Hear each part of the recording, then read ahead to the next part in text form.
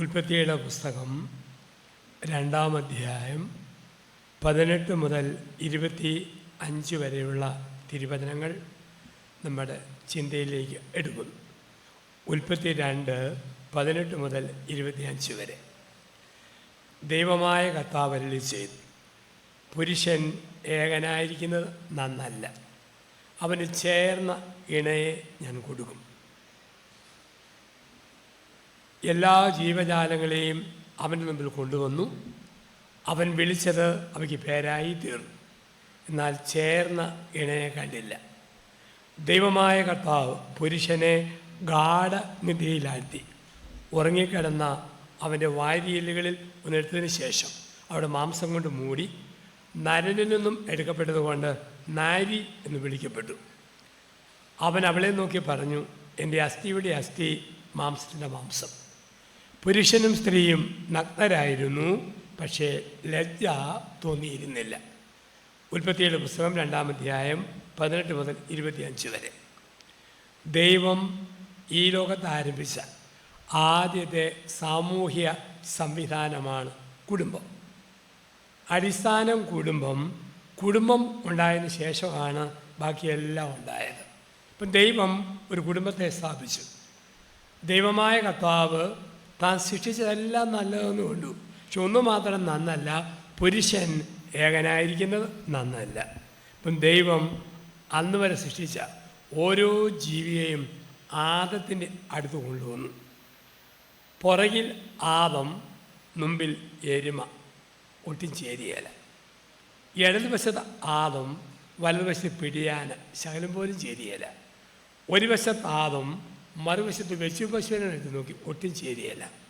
തമ്പുരാന് പിടികിട്ടി തേങ്ങാമുറിയും അടയ്ക്കാമുറിയും കൂടെ ചേരിയല്ല. പക്ഷെ ജോണും ലിസിയും കൂടെ ശരിക്കും ചേരും. ദൈവം ചെയ്തതെന്താ? അവനെ ഗാഢനിദ്രയിൽ ആറ്റി. ബൈബിൾ നമ്മൾ ശ്രദ്ധിച്ച് വായിക്കണം. ചില വാക്കുകൾ ചുരുക്കം പ്രാവശ്യമുള്ളൂ, പിന്നെ കാണുകയില്ല. അങ്ങനെ ചുരുക്കമുള്ള ഒരു വാക്കാണ് ഗാഢനിദ്ര. ആർക്കാണ് കിട്ടിയത്? ആണുങ്ങളുടെ വർഗത്തിന് കിട്ടിയ കാലമേതാ? പെണ്ണുങ്ങൾ ഭൂമിയിൽ ഉണ്ടാകുന്നതിന് മുമ്പ് ആണുങ്ങൾ അനുഭവിച്ച മഹാഭാഗ്യം ഗാഢനിദ്ര. ദൈവം പറഞ്ഞു, പൊന്നുമോനെ ഉറങ്ങടാ, ഉറങ്ങും.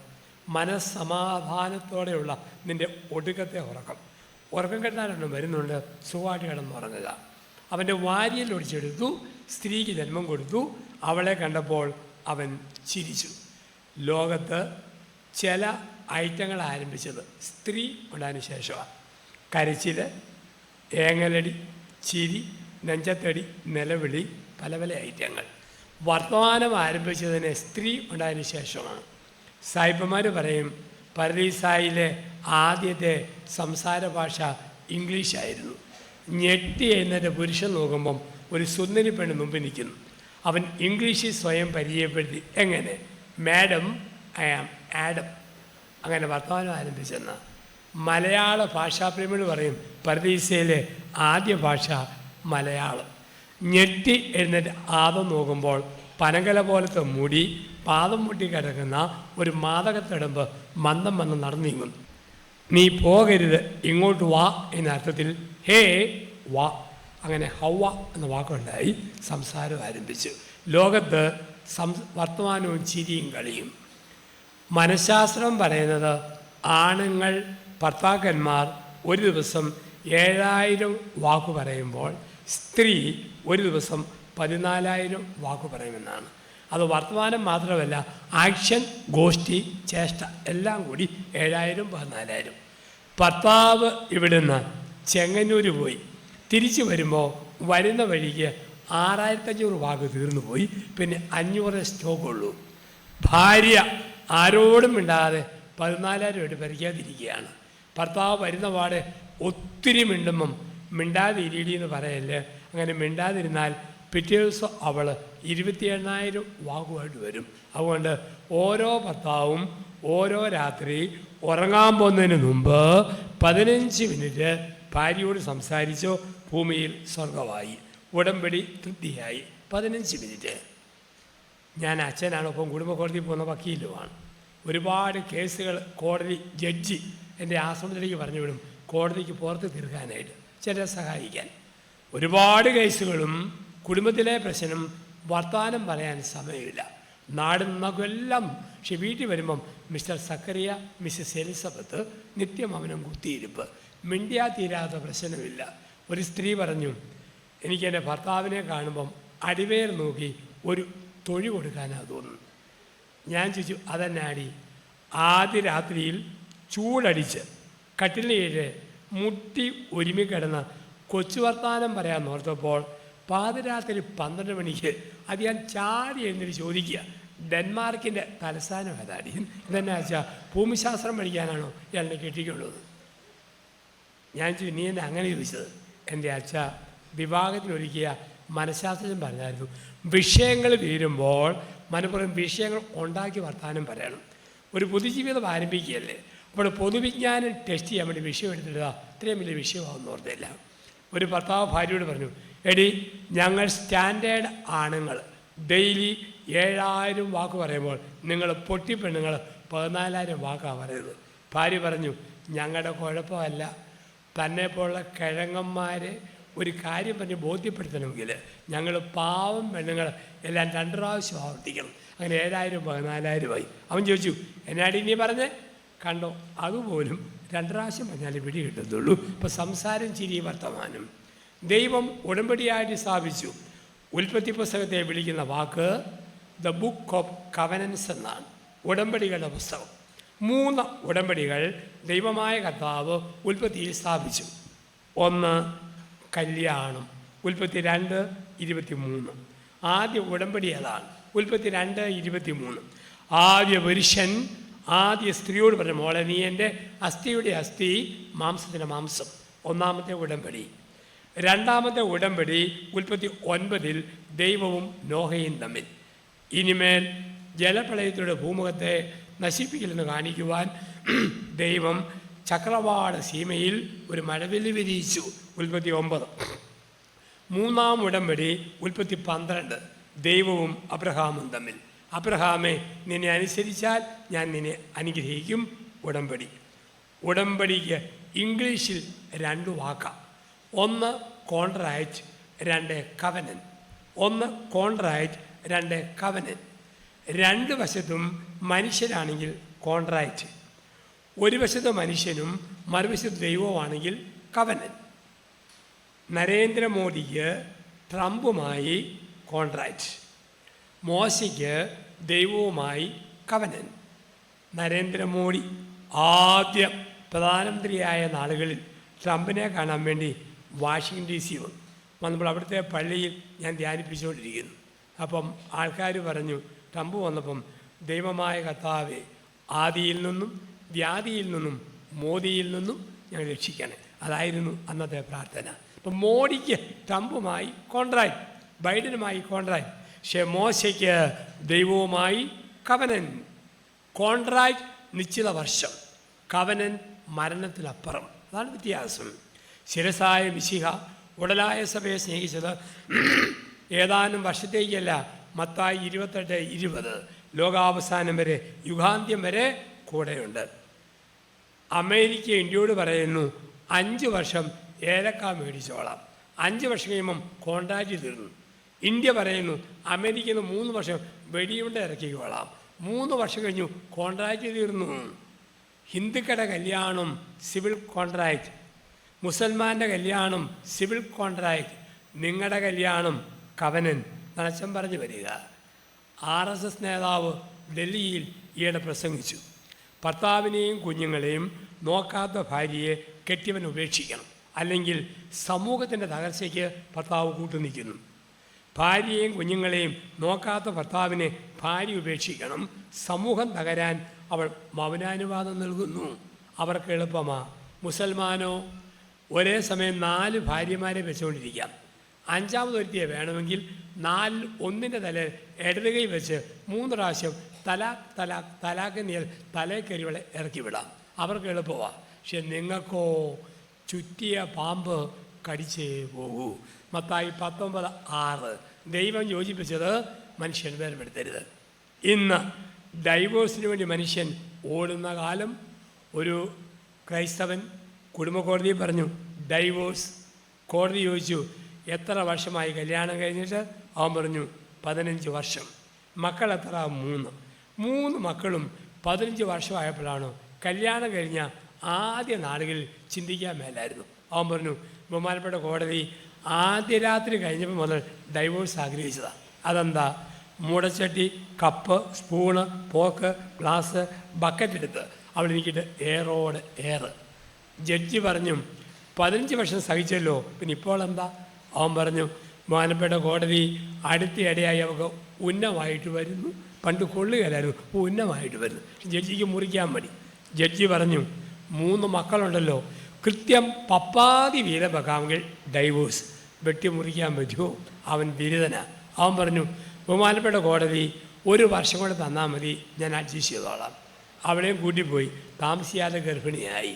പ്രസവം കഴിഞ്ഞ് 21-ാം ദിവസം ഡൈവോഴ്സിൻ്റെ ഫൈനൽ ഡേറ്റ്.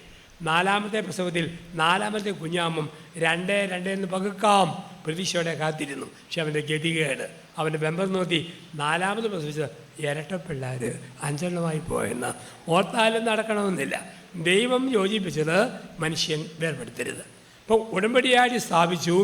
തുടർന്ന് പറയുന്ന വാക്കെന്താ? ഉൽപ്പത്തി 2:25 ദാമ്പത്യത്തിൻ്റെ അടിസ്ഥാന നിയമം. പുരുഷനും സ്ത്രീയും നഗ്നരായിരുന്നു, ലജ്ജ തോന്നിയില്ല. അതിനകത്ത് തുണിയില്ലെന്നല്ല, ഭർത്താവിനെ ഒളിക്കാൻ ഒന്നും ഭാര്യയ്ക്കരുത്, ഭാര്യയെ ഒളിക്കാൻ ഒന്നും ഭർത്താവിനരുത്. നഗ്നരായിരുന്നു, ലജ്ജ തോന്നിയില്ല. ഒളിച്ച വാട്സപ്പില്ല, ഒളിച്ച പഴയ സൗഹൃദങ്ങളില്ല, ഒളിച്ച കാശിടപാടില്ല, ഒളിച്ച കത്തടപാടില്ല. എല്ലാം നേരെ വാ നേരെ പോ. നഗ്നരായിരുന്നു, ലജ്ജ തോന്നിയില്ല. നഗ്നരാണേലും ലജ്ജ തോന്നാത്ത ഒരു കൂട്ടം ആൾക്കാരെ നമ്മൾ കാണാറുണ്ട്. അതാരാ? കൊച്ചു കുഞ്ഞുങ്ങൾ. ഒരു വീട്ടിൽ പ്രാർത്ഥിക്കാൻ വേണ്ടി ചെന്നു. ഓരോ മുറിയിൽ പ്രാർത്ഥിച്ച് പോകുമ്പോൾ ഒരു 3 വയസ്സുകാരൻ പൊന്നരങ്ങാണം മാത്രമിട്ട് നൂൽ ബന്ധമില്ലാതെ അച്ഛൻ്റെ പുറകെ പരേഡ് നടത്തുന്നു. അവൻ്റെ അമ്മ പറഞ്ഞു, ചേർക്ക, നിനക്ക് നാണമില്ലേ? ഒരച്ഛൻ വന്ന് കണ്ടില്ലേ? അകത്ത് പോയി എന്നെ ഇട്ടുകൊണ്ട് വാടാ. അവൻ പോയി ആഘോഷമായിട്ട് കാലെ 2 ചെരുപ്പ് ഇട്ടുകൊടുക്കും. ഇത് മതിയോ? ഒളിക്കാനും മറയ്ക്കാനുമില്ല. ചില കള്ളുകുടിയന്മാർക്കുണ്ട് ഈ സ്വാതന്ത്ര്യം.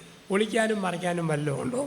കഴിഞ്ഞ വർഷം ക്രിസ്മസിന് പാല KSRTC ബസ് സ്റ്റാൻഡിന് മുമ്പിലൂടെ ഞാൻ പെർവിത്താനത്തേക്ക് മോട്ടോർ സൈക്കിളിൽ പോവുക.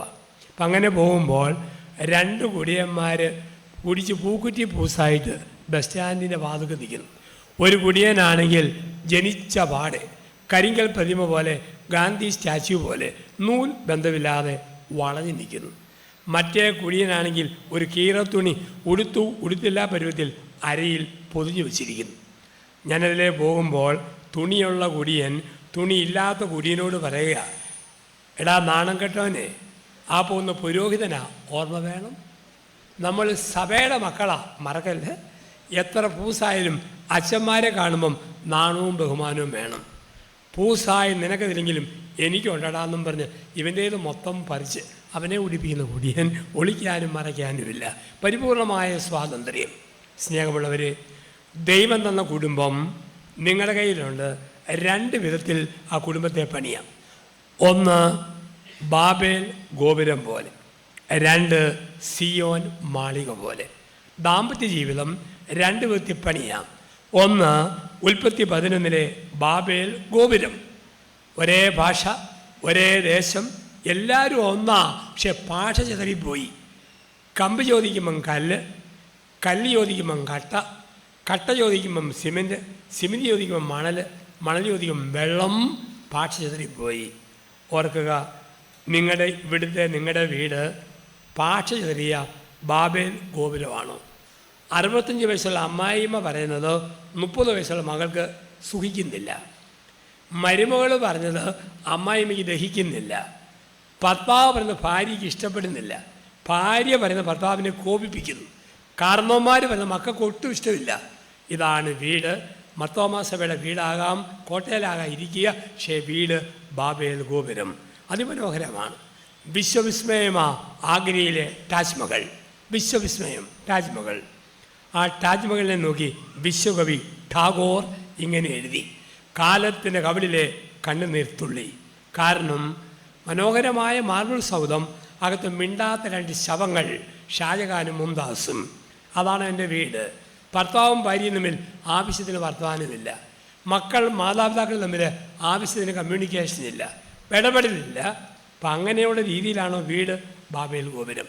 ഒരു കാര്യം ഉറപ്പാ, ഈ ഭൂമിയിലെ ജീവിതമാണ് നിത്യത. ഉത്യതനായ ക്രിസ്തു നമ്മുടെ പിതാവായ മാർത്തോമാശ്ലീഹായ്ക്ക് പ്രത്യക്ഷപ്പെട്ടത് അങ്ങനെ. ജീവിച്ചപ്പോൾ ദേഹത്ത് വഹിച്ച 5 മുറിവുകൾ ഉത്തിതൻ തൻ്റെ ശരീരത്തിൽ കാണിച്ചു എന്ന് പറഞ്ഞാൽ നിങ്ങളുടെ വീട്ടിൽ ജീവിതം കല്ലറയ്ക്കപ്പുറത്തേക്ക് അങ്ങ് പോവും. ഈ ഭൂമിയിലെ ജീവിതം, കാരണം മരണാനന്തരം നമുക്കറിയാം സ്വർഗം നരകം അതൊക്കെ പഠിപ്പിക്കുന്ന അധ്യായം ലൂക്കോസ് സുവിശേഷം 16. സ്വർഗവും നരകവും എല്ലാം വ്യക്തമായി പഠിപ്പിക്കുന്നു. ധനവാൻ സ്വർഗത്തിൻ്റെ മടിത്തട്ടിൽ, ലാസർ നരകത്തിൻ്റെ തീയിൽ, ഇടയ്ക്കൊരു ഗർത്തം, ഇതൊക്കെ വ്യക്തമായിട്ട് പഠിപ്പിക്കുന്നു ലൂക്കോസ് സുവിശേഷം 16. അപ്പോൾ സ്വർഗവും നരകവും ഒക്കെ നമുക്ക്. അപ്പം ഈ ഭൂമി സ്വർഗമാണോ മരണാനന്തര സ്വർഗം? ഒരു മത്തായി ചേട്ടനും മറിയാമ്മ ചേട്ടത്തിയും രണ്ടുപേരും നല്ലവരാ. പക്ഷെ മത്തായി ചേട്ടൻ കുടിച്ചാൽ പരമ ചെറ്റയാണ്. പുളിച്ച് തെറി പറയും, ഭാര്യയെ ഇടിക്കും, മക്കളെ അടിക്കും, പാത്രം എറിഞ്ഞുടയ്ക്കും. 70-ാം വയസ്സിൽ മത്തായി ചേട്ടൻ മരിച്ചു. സ്വർഗത്തിൽ കയറ്റാനുള്ള പുണ്യവുമില്ല, നരകത്തിൽ വിടാൻ പാപവുമില്ല. ഒരു ഇടത്താവളത്തിൽ കുറേ നാൾ ഇരിക്കാൻ പറഞ്ഞു. കുറേ നാൾ ഇരുന്നു. 20 വർഷം കഴിഞ്ഞ് മറിയാമ്മ ചേട്ടത്തി മരിച്ചു ചെന്നപ്പോൾ സ്വർഗത്തിൻ്റെ കാവൽക്കാരൻ പറഞ്ഞു, മറിയാമ്മേ, നീ ഭൂമിയിൽ ഒരുപാട് സഹിച്ചവളാണ്, ഇന്ന് തന്നെ സ്വർഗത്തിൽ കയറാം. പക്ഷെ മത്തായി ഇനിയും കയറിയിട്ടില്ല, കാത്തിരിക്കുകയാണ്. മറിയാമ്മയ്ക്ക് സ്വർഗത്തിൽ കയറണമെങ്കിൽ ഒരു പരീക്ഷ പാസ്സാകണം. എന്താ പരീക്ഷ? ഒരു വാക്കിൻ്റെ സ്പെല്ലിങ് ചോദിക്കും. തെറ്റിയാൽ കയറ്റിയല്ല, സംശയിച്ചാൽ കയറ്റിയല്ല, ആവർത്തിച്ച കയറ്റിയല്ല. ചോദിച്ചു, ലവ് സ്പെല്ലിങ് പറയാമോ?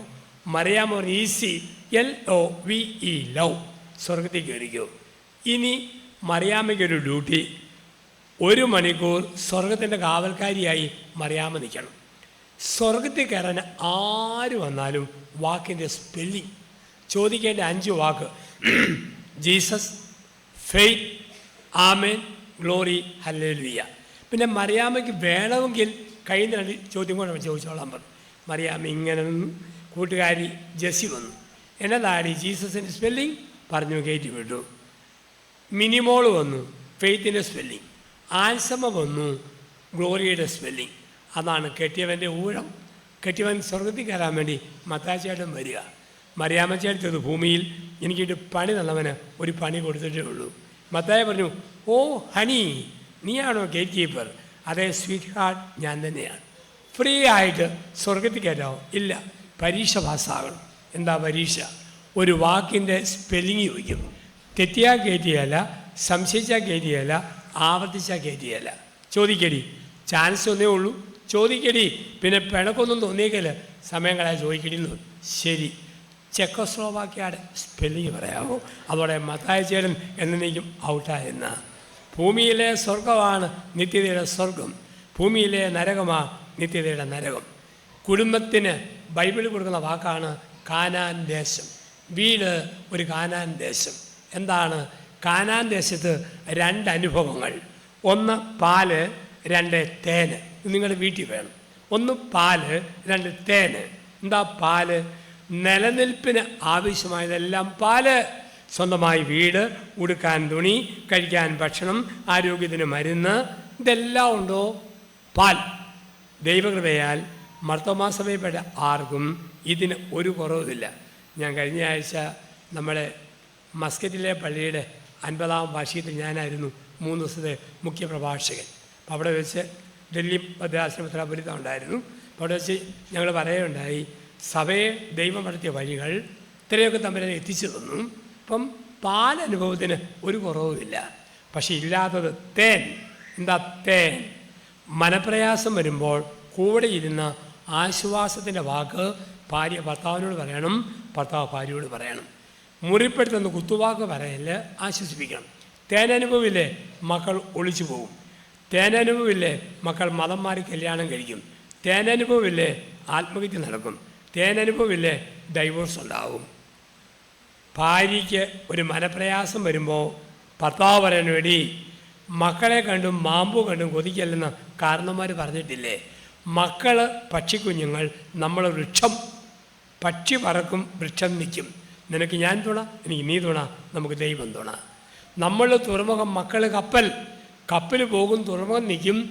നമുക്ക് തമ്മിൽ തുണ, ദൈവം നമുക്ക് കൂട്ടായ തുണ. അതുകൊണ്ടാണ് പറയുക, കുടുംബം കാനാൻ ദേശമാകണോ, ഒരു കാരണവശാലും ഭർത്താവ് സ്വന്തം ഭാര്യയുടെ കുറ്റവും കുറവും മക്കളുടെ കേക്ക് ഒരിക്കലും പറയല്ലേ. അത് കുടുംബത്തിൻ്റെ അടിസ്ഥാനമാണ്. ഭാര്യയ്ക്ക് എന്ത് കുറവുണ്ടെങ്കിലും സ്വന്തം മക്കളുടെ കേക്ക് ഭാര്യയുടെ കുറവ് പറയല്ലേ. ഒറ്റയ്ക്ക് തിരുത്താം, ശാസിക്കാം. കുഞ്ഞുങ്ങളുടെ മുമ്പിൽ ഭാര്യയുടെ പക്ഷം പഠിക്കണം, ഭാര്യയെ നീതീകരിക്കണം. ഭർത്താവിന് എന്ത് കുറവുണ്ടെങ്കിലും കുഞ്ഞുങ്ങളുടെ മുമ്പിൽ ഭർത്താവിന് വില കുറയുന്ന വാക്ക് ഭാര്യ പറയല്ലേ. ഒറ്റയ്ക്ക് തിരുത്താം, ശാസിക്കാം. മക്കളുടെ മുമ്പിൽ ബലപ്പെട്ടവനായി ഭർത്താവിനെ അവതരിപ്പിക്കണം. അങ്ങനെ കുടുംബം ഒരു സ്വർഗമായി കാനാൻ ദേശമാകണമെങ്കിൽ പഴയ നിയമത്തിലെ 10 കൽപ്പനകൾ ഇന്ന് നമ്മൾ ജീവിക്കണം.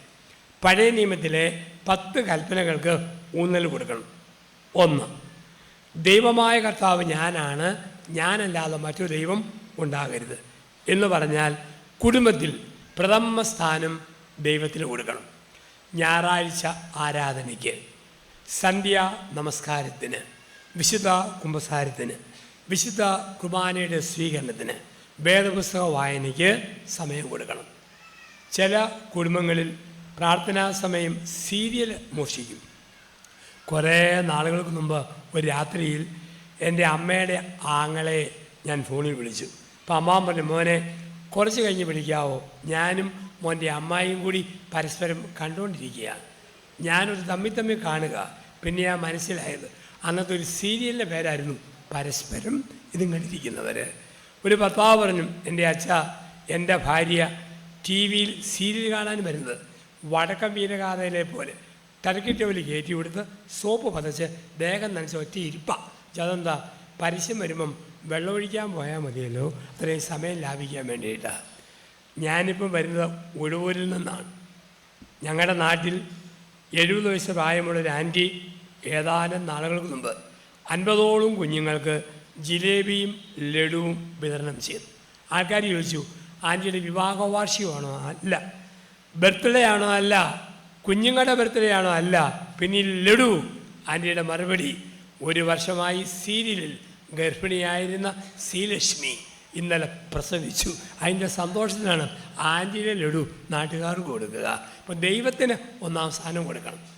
ദൈവത്തിന് 1ാം സ്ഥാനം കൊടുക്കുമ്പോൾ സ്വാഭാവികമായും 3 വാക്കുകൾ ഭാര്യാഭർത്താക്കന്മാർ അങ്ങോട്ടും ഇങ്ങോട്ടും പറയണം. ദൈവത്തിന് 1ാം സ്ഥാനം കൊടുക്കുമ്പോൾ 3 വാക്ക്. 1 പ്ലീസ്, 2 സോറി, 3 താങ്ക് യു. ഇത് കുടുംബത്തെ സ്വർഗമാക്കും. ദൈവത്തിന് 1ാം സ്ഥാനം കൊടുക്കുമ്പം ഈ 3 വാക്ക്. 1 പ്ലീസ്. എന്താ പ്ലീസ്? ചോറ് വിളമ്പടി, കറി ഒലത്തടി, ചായ അനത്തടി. അതിനകത്ത് പ്ലീസ് ഇല്ലല്ലോ. അത് പണ്ടത്തെ പഠിത്തത്തിലത് കാടനപ്പൻ്റെ ഭാഷ. ഇന്ന് പഠിത്തമുള്ള മനുഷ്യരാ, സാംസ്കാരിക മനുഷ്യൻ, വിലപ്പെട്ടവളോടാണ് മിണ്ടുന്നത്. ആ നിലവാരം വിട്ട വാക്ക് ഭാര്യയോട് പറയല്ലേ. ഭർത്താവിനോട് ഭാര്യ, ദേ ഇന്നും കൂടെ പഞ്ചാര മേടിച്ചില്ലേ, നാളെ താൻ കട്ടൻ കാപ്പി കയറ്റേണ്ടി വരും കേട്ടോ. അതിനകത്ത് പ്ലീസ് ഇല്ലല്ലോ. സൗഹൃദത്തിൻ്റെ ഭാഷയിൽ ഭാര്യയോട്, സൗമ്യതയുടെ ഭാഷയിൽ ഭർത്താവിനോട് പ്ലീസ്. 2 സോറി. എല്ലാ ദമ്പതിമാരും ഓർക്കണം, അരിശം വരുമ്പം പറയുന്ന വാക്ക് വിവരമുള്ള ഒരാൾ അക്ഷരാർത്ഥത്തിൽ എടുക്കരുത്. ദാമ്പത്യം കടല, അരിശം എന്ന് പറയുന്ന വാക്ക് വെറും ഓളമാണ്. ഓളത്തെ ഓളമായി കാണാൻ ഭർത്താവ് പഠിക്കണം, ഭാര്യ പഠിക്കണം. ഉദാഹരണം, ഭർത്താവ് ഭാര്യയോട് പറയുക, മുതു പിശാച്, നീ ഒന്ന് ചത്തായിരുന്നെങ്കിൽ നീ വേറെ ഒന്നിനെ കെട്ടാമായിരുന്നു. ഒരിക്കലും കെട്ടുകയല്ല, കാരണം ഒന്ന് കെട്ടിയതിപ്പോൾ അനുഭവിച്ചുകൊണ്ടിരിക്കുകയാണ്. എന്നാലും പറയും ചത്തായിരുന്നെ കെട്ടാമായിരുന്നു. ഒരു സ്ത്രീ ചോദിച്ചു, ചേട്ടൻ എന്നെ ആത്മാർത്ഥമായി സ്നേഹിക്കുമോ? അവൻ സ്നേഹിക്കുന്നു. എത്രമാത്രം? അങ്ങേയറ്റം വരെ. ഞാൻ മരിച്ചാൽ എനിക്ക് പ്രാന്ത് പിടിക്കും. പ്രാന്തൊക്കെ പിടിക്കട്ടെ, ചേട്ടൻ വേറെ പെണ്ണ് കിട്ടുമോ? അവൻ എൻ്റെ അടി പ്രാന്ത് പിടിച്ചാൽ പിന്നെ എന്നൊക്കെ കാണിക്കുമെന്ന് ആർക്കാ പറയാൻ പറ്റുക? അപ്പം നമ്മുടെ പാഴ്വാക്കുകൾ പറയാം. ഇപ്പം പറയടി, അരിശമൊന്നും പറഞ്ഞ പോലെ സോറി മനസ്സിൽ വച്ചേക്കില്ല കേട്ടോ. ഭാര്യ കെട്ടിയവനോട് താൻ പോകുന്ന വഴിക്ക് വണ്ടി ഇടിച്ച് കാലൊടിഞ്ഞ് കിടക്കത്തേ ഉള്ളൂ. ഒടിയാൻ ആഗ്രഹമുണ്ടോ? ഇവിടെ തന്നെ വേണ്ട ഒടിയാൻ ശുശ്രൂഷിക്കാൻ. ചുമ്മാ അങ്ങ് പറഞ്ഞു. ശാന്തം പറയണം, എൻ്റെ പൊന്നു മനുഷ്യ, അരിശമൊന്നും പറഞ്ഞതാ ഒന്നും ഓർത്തേക്കില്ല കേട്ടോ. അതുകൊണ്ടാണ് പറയുക, ദമ്പതിമാർ 3 കാര്യങ്ങൾ ശ്രദ്ധിച്ചോണം. 3 പ്രമാണങ്ങൾ ദമ്പതികൾ സൂക്ഷിക്കണം. 1, കോപം വരുമ്പോൾ വർത്തമാനം പറയല്ലേ. 1, കോപം വരുമ്പോൾ വർത്തമാനം പറയല്ലേ. വായിന്ന് പോയ വാക്കും കയ്യിൽ നിന്ന് പോയ കല്ലും തിരിച്ചു പിടിക്കാൻ പറ്റിയല്ല. കോപം വരുമ്പോൾ സംസാരിക്കാതെ മാറിപ്പോണം. 2, നിരാശ വരുമ്പോൾ തീരുമാനമെടുക്കരുത്. 1, കോപം വരുമ്പോൾ സംസാരിക്കരുത്. 2, നിരാശ വരുമ്പോൾ തീരുമാനമെടുക്കരുത്. 3, ആഹ്ലാദം വരുമ്പോൾ വാഗ്ദാനം കൊടുക്കരുത്. ചിലപ്പോൾ നല്ല ആഹ്ലാദം വരുമ്പോൾ എൻ്റെ ഹണി 5 പവന് ഡിസ്കോമാല പണിത് തരാം, അത് കൊടുത്തില്ലല്ലോ, പെരയ്ക്കത് ഡിസ്കോ ഡാൻസ് ആരംഭിക്കും. അതുകൊണ്ട് ആവശ്യമില്ലാതെ വാഗ്ദാനം കൊടുക്കരുത്. 1, കോപം വരുമ്പോൾ സംസാരിക്കരുത്. 2, നിരാശ വരുമ്പോൾ തീരുമാനമെടുക്കരുത്. 3, ആഹ്ലാദം വരുമ്പോൾ വാഗ്ദാനം കൊടുക്കരുത്. അത് കുടുംബത്തിൻ്റെ പ്രമാണമായിട്ട് സൂക്ഷിക്കണം. 3, നന്ദി. 1, പ്ലീസ്. 2, സോറി. 3, thank you. നമുക്കില്ലാത്ത വാക്ക താങ്ക് യു. വിദേശത്ത് ചെന്നാൽ താങ്ക് യു ഉള്ളൂ എപ്പോഴും. ഭർത്താവ് ഭാര്യയ്ക്കൊരു നല്ല ചുരിദാർ മേടിച്ചു കൊടുത്ത് അവൾ പറയും താങ്ക് യു മാൻ, നല്ല മാച്ചിങ്, താങ്ക് യു. ഭാര്യ ഒരു ഓംലെറ്റ് കൊടുത്തു, ഓ എന്നാ നല്ല ടേസ്റ്റ് ഹണി, താങ്ക് യു. ഒരു മടിയുമില്ല.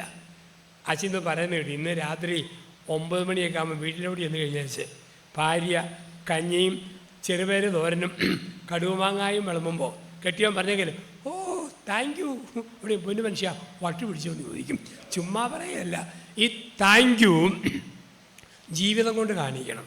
ഓരോരോ രീതികളിൽ ജീവിതം കൊണ്ട് കാണിക്കണം. ഞാൻ 100 ഭാര്യാഭർത്താക്കന്മാർക്ക് ഒരാഴ്ച ദമ്പതി ധ്യാനം നടത്തുമായിരുന്നു. ദമ്പതി ധ്യാനം. ഇപ്പം പറഞ്ഞ ഞാനത് 60 വയസ്സ് പ്രായമുള്ള ഭർത്താവും ഭാര്യയും കൂടി കൗൺസിലിങ്ങിന് മുറി വന്നു.